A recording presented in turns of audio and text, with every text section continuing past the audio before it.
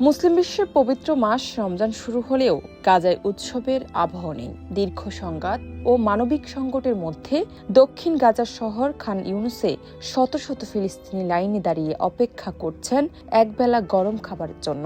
নারী, পুরুষ, শিশুরা দীর্ঘ সারিতে দাঁড়িয়ে আছেন দাতব্য সংস্থাগুলোর খাবার বিতরণের আশায়। রমজানের প্রথম দিনেই এই করুণ চিত্র গাজার চলমান মানবিক বিপর্যয়ের প্রতিচ্ছবি। একজন বাসিন্দা সেভাইয়া আল মাসরি বলেন, আজ আমরা ভাত খাই শুধু হাঁটার শক্তি পাওয়ার জন্য, উপভোগ করার জন্য নয়। জীবনের প্রতি আমাদের আর কোনো আগ্রহ নেই। গাজায় চলমান গাজা স্ট্রিপের সংঘাতের ফলে খাদ্য, পানি, চিকিৎসা সরঞ্জামের তীব্র সংকট তৈরি হয়েছে। দীর্ঘদিন ধরে চলা ইসরায়েল ফিলিস্তিন সংঘাত পরিস্থিতিকে আরও জটিল করে তুলেছে।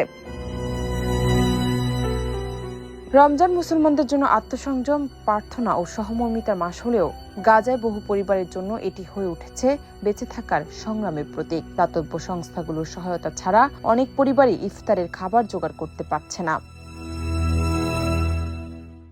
মানবাধিকার সংস্থাগুলো বলছে, দ্রুত নিরবচ্ছিন্ন মানবিক সহায়তা নিশ্চিত না হলে পরিস্থিতি আরও ভয়াবহ রূপ নিতে পারে। রমজানের এই পবিত্র সময়ে গাজার মানুষের প্রত্যাশা সংঘাতের অবসান এবং স্বাভাবিক জীবনে ফিরে যাওয়ার সুযোগ। জান্নাত নিপু, দেশ রূপান্তর।